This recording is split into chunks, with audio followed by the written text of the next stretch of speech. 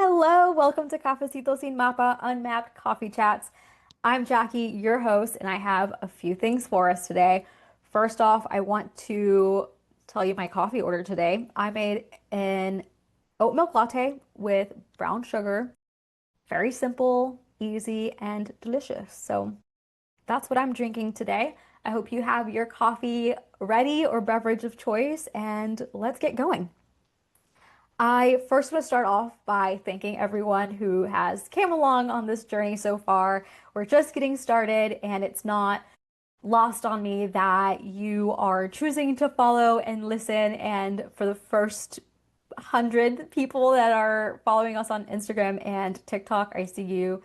I thank you. I appreciate you. And I hope that you find the value in the podcast that I'm hoping to bring to you guys. That being said, I got the opportunity to have a conversation with a friend, a peer recently, and we ultimately decided that it was not safe to publish that episode because there could be repercussions that personally would affect them. And so I got their blessing in to be able to still talk about the things that I learned during our conversation. And it really just reinforced that it reinforced the whole purpose behind Cafecito sin Mapa.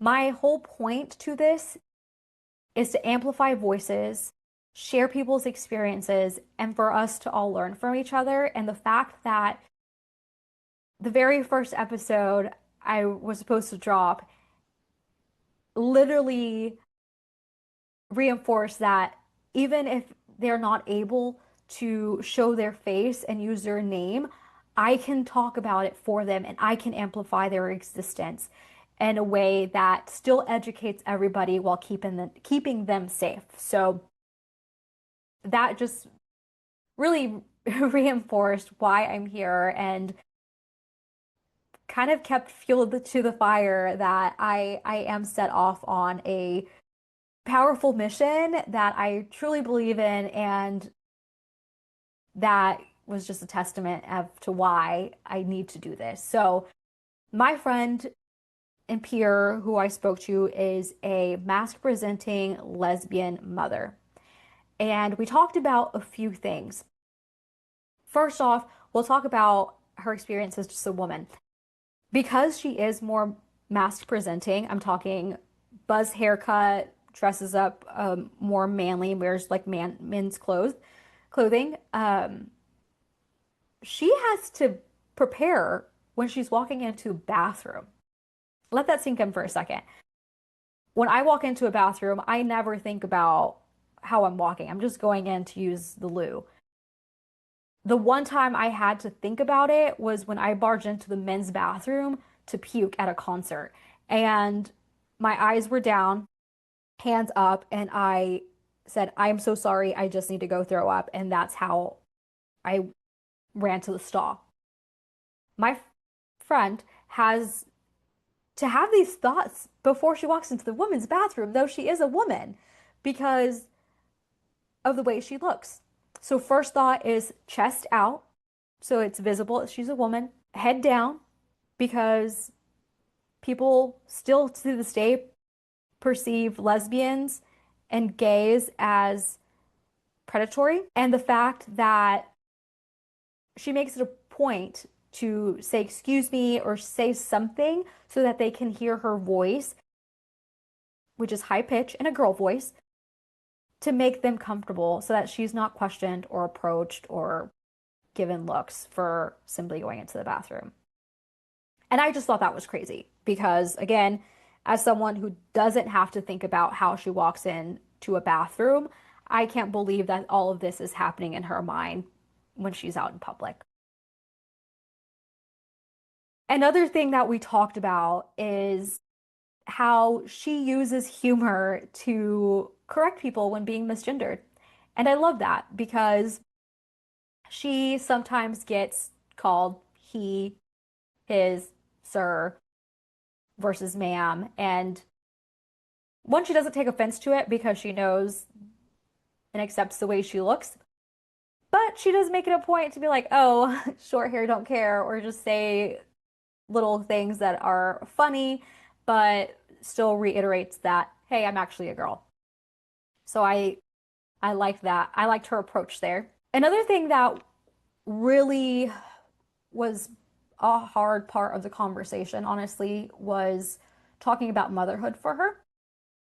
She, being in a same-sex parent household, it wasn't even the fact that the community might react or feel a certain way. She actually said that everyone in her town has been very supportive and they've never had to really approach conversations on when it refers to the kids. But her rights as a mother aren't there because she did not carry the children and they're not biologically hers. She is not on the birth certificate.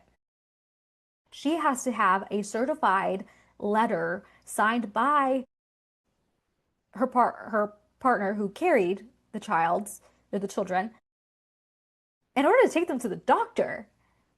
And as much as I understand why it's important to have that for the safety of children and others that might be a part of trafficking or any other scenario, but it's just another reminder as a mother to her that you're still seen different and you don't have rights. And as things change in society, they're just constant reminders that you are having to fight for your rights. And with that, another thing that came up is a lot of the resources and support that her and her family have used are nonprofit organizations that use their platform for knowledge, visibility, support, and because they're nonprofit, they were defunded. And now it's very important to support these organizations with your money. It's not about time anymore and voice. Sometimes it is your money that is helpful to keep that afloat. So that was obviously something that I know is circulated in the media, but directly affects her family. Another thing, one of her kids is transgender. And I wanted to talk about this specifically because she mentioned that though she's a part of the LGBTQ community, she still had her reservations on this. It was still a process and a change. It was still hard for her to change the way she addressed her child. Pronouns are different, and having to make that adjustment was not any easier for her than it is for any cisgendered heterosexual parent out there. So I wanted to highlight that because though you may not think you have anything in common, if your kid is going through a change, whether it's changing of pronouns or transitioning, her experience is not any different because she's a lesbian mother. She had the same struggles. Something that I did think was beautiful is that she communicated with her kid, hey, I see you. I know that this is your preference and I acknowledge it. I accept it. Please forgive me when I accidentally use the wrong pronouns because for the first however many years of your life, I addressed you as this and it's an adjustment. So I'm going to mess up. Give me grace. I love you.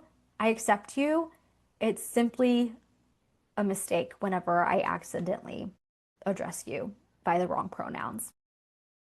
And I think that's all the kid needed to know because as simple as that sounds, it's acceptance. And saying all of this, again, just reminds me of how blessed I am to be building this platform where I can talk about this without it being something that I would have repercussions for.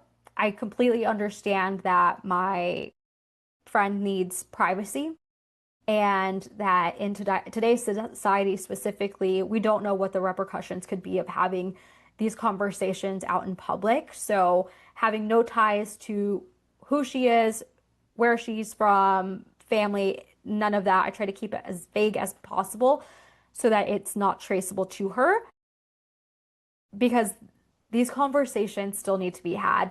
They are challenges that are still being fought and faced. And so I'm just thankful that they felt comfortable enough to have the conversation with me and let me use my platform to share. So thank you for hearing that. I hope that as different as my friend's experience is, you can resonate to some of her experiences, or maybe you have your own experience that you want to share and do not feel safe using your own voice and face for it.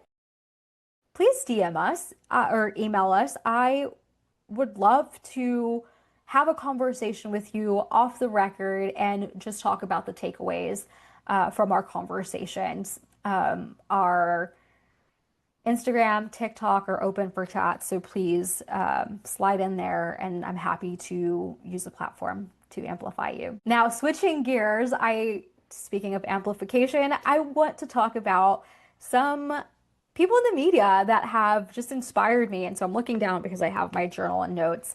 I talked about Real Women Have Curves in my last Get to Know Me video, and I'm going to talk about them a little bit more because I'm still obsessed. Again, it was a show that really struck the thought of even starting the podcast and talking about real issues that are happening around the world. The play was written by Josefina Lopez, and there's so much talent in the cast that's playing on the Broadway show. Tatiana Cordova made her debut, and she's phenomenal, has a beautiful voice. Justina Machado is a big name out there and in the media, and she is the lead mom in the show. Florencia Cuenca, she is the first Mexican immigrant to originate in a co-lead role. How cool is that? Shelby Acosta's in it, Carla Jimenez, Aline Mayagotia, I think is how you say the last name. She's a Mexican making her debut on Broadway as well, and should be on your screens very soon with a movie that's coming out. Jennifer Sanchez and Sandra Valls. Sandra is making her debut on Broadway at 59. Again, how freaking cool is that? And just the visibility, having Latinas on the screen all over Times Square, and just having a full production on Broadway, telling an incredible story on immigrant experience and just body positivity. I love the work that they're doing and wanted to just shout them out one last time. Probably not one last time. I'm sure I'll talk about them again. Someone else that this is kind of a throwback. Last year at the end of 2024, Hannah Rafiti from New Zealand, she's a New Zealand representative who started chanting Haka in Parliament as a protest against a proposal that was removing some Maori rights, if I'm not mistaken, or Maori representation in New Zealand lawmaking. And though I don't understand what they were saying because I'm not Maori or fluent or speak their language, it was chilling to hear the passion, and just the whole room lit up in Parliament and people joined in the haka. And I actually have my phone here because I wanted to talk about what haka even is. It's a ceremonial celebratory chant, but it's also used in war and intimidation. Traditionally, it was used to prepare warriors for battle and intimidate opponents. And it's also a cultural expression.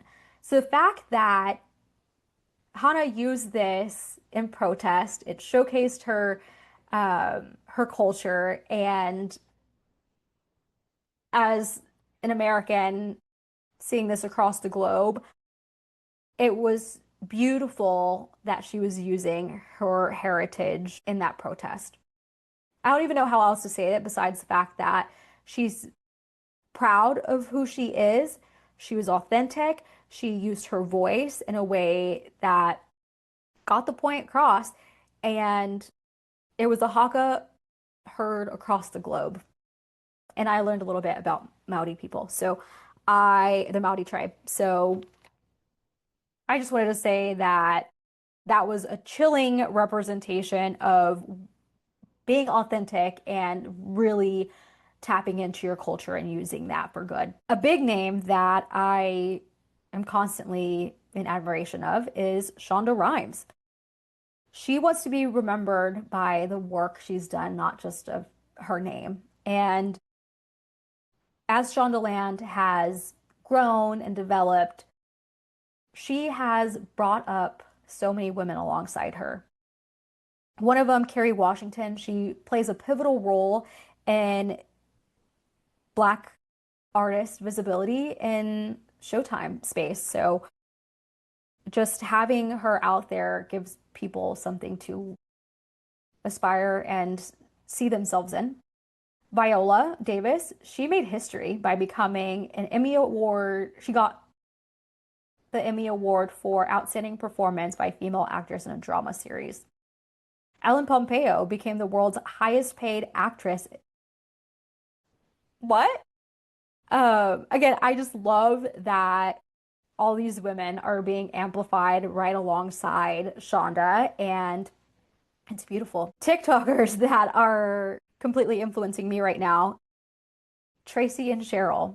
They are a same-sex interracial age gap couple who, besides all these odds against them, are loving and living out loud. Their platform is simply them showing their relationship, sharing tips on how they even got there, and just loving out loud. And people are obsessed because it's a visual of what love can look like that's not a traditional sense of what you might picture when you think of love. But nonetheless, it's beautiful the way they look at each other and talk about each other and celebrate each other. It screams through the screen. And along with that, they've also built a community that's so inclusive and diverse. As I scroll through their comments or join their lives on Friday, they do Friday Wife Talk time. The comments are filled with all kinds of people just celebrating them, celebrating love. And they're also in the comments amplifying each other. Like they are clapping for other people's wins. They show up for each other. They just did this whole 2-year anniversary of them going viral, and it's called the TC Fam is what the group's called. But they did a day of giving back, and everyone who's a follower, a lot of the big followers, devout followers of the TC Fam and members of the TC Fam went out and volunteered. They pledged to volunteer around the world, doing whatever it is they could do to give back to the community. And that was all in the name of just love. How beautiful is that? I'm obsessed with them. Anytime I need a pick me up, that is what I'm gravitating towards right now because it's just simply beautiful. And lastly, the person I want to highlight is someone I found recently, Zarna Garg. She is a comedian who started off life as a homeless teenager in Mumbai, and then she became a stay-at-home mother in New York City. She's a lawyer, not practicing, she has a law degree. But now she's this beloved comedian who's using her platform for Indian visibility, immigrant visibility, and just going through it with humor. She's hilarious. She's so cute, and I can't wait to follow along. I know she has some series coming out on Hulu in July, so I'm just excited to learn more about her. And again, just how funny she is was comforting and drew me into her. That is it for today. So I know we covered a lot of things, but I just wanted to again say we are here to amplify voices, showcase experiences, learn from each other. in a conversational way. I don't think that it is beneficial to argue over beliefs versus just simply having a conversation and learning from each other. So I hope that you learned something, that there's some takeaways here. You have something more in common with a lesbian, mass presenting mother, and maybe you don't, but you can appreciate their existence and experience now and be more empathetic towards it. So, with that, I hope you have a great rest of your day, a great week. Thank you for joining, and we'll see you next time. Hasta luego.